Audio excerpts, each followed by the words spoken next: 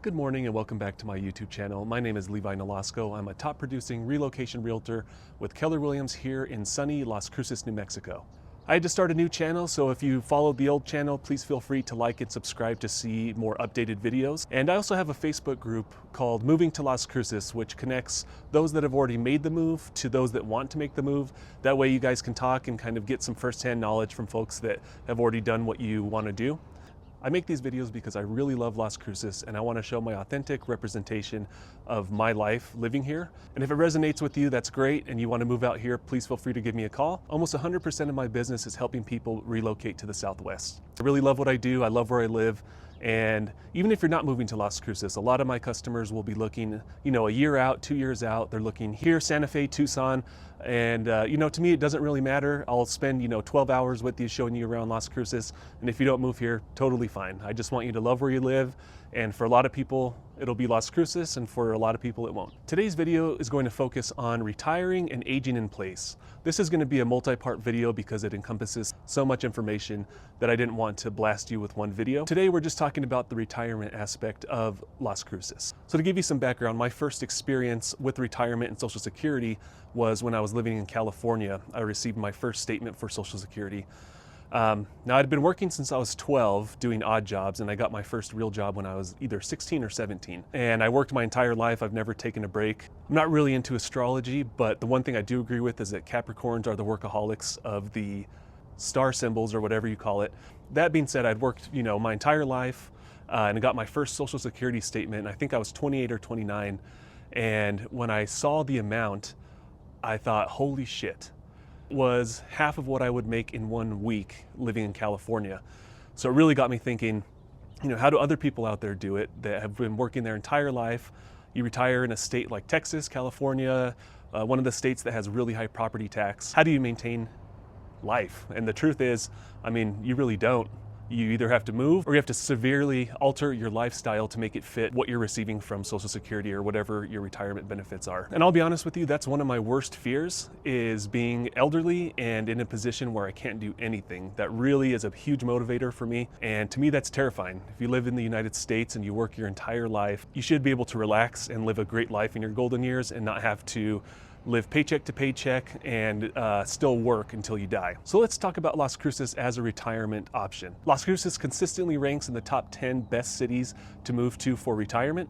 And there's a couple reasons I'm going to cover today to say why I think it's a really good place to retire as well. This is the number one reason we moved back to Las Cruces in the first place, is when you're retired, I envision myself having a lot of fun, playing with my toys, going on trips, vacations, meeting with people, having a really good social life, all of that. And I think Las Cruces definitely has that to offer.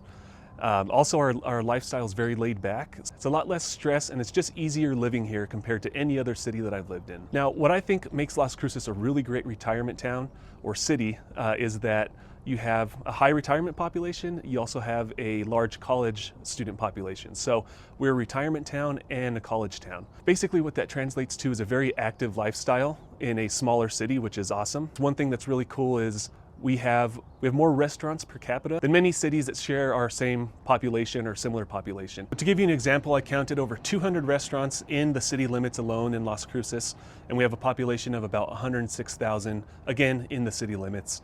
When you extend that to the county, I didn't count the restaurants out there, but we have a population of about 215,000 people. And you can see Las Cruces behind me, it's gonna go from end to end. Even though we're a smaller city, we are very spread out. So you feel a lot of space, you feel, you can see the clear skies, see the sun. It just gives you this feeling of openness, and you can see, horizon to horizon, and it's really an amazing thing, I think, especially for well-being. Another thing that's attractive, I guess, for everybody here in Las Cruces is that most of our larger neighborhoods are built around a golf course, and the golf course many times doesn't have an HOA unless you're backed up to the golf course. We have 4 golf courses, 3 of them are public. Picacho Hills is the only private one, and they're just a blast. low greens fees, easy to get to, easy to make friends, just a really good experience. Las Cruces also has many breweries and wineries in the area. What's really cool is that a lot of our wineries have wine that's grown in Deming, New Mexico, which is only 45 minutes from here. In Las Cruces, we're really big on making sure that we support local businesses. If you love wineries and you love breweries, we definitely have options out here for you. Each one is better than the next. Las Cruces also has 3 large hospitals and a ton of medical facilities. Driving around town, I see tons of medical buildings. You know, I've heard of people going to El Paso, which is 45 minutes away, to go see a specialist. So even if it's not in Las Cruces, it's probably really close to us. In today's video, I'm going to take you to 3 different areas that are 55 plus that I show the most and I sell the most homes in these areas. Now, there's certainly more than 3, but in today's video, I just want to cover 3. I don't want to overload you. I'll give you the personal pros and cons that I've heard from my clients that have purchased in each area. That way you can see if one of these areas is what you're looking for. Most of Las Cruces is going to be retirement friendly, so you don't have to be confined or only look for a 55 plus gated community, but those are definitely good options. Now, one question I get from a lot of people is how easy is it to make friends out here in the retirement community?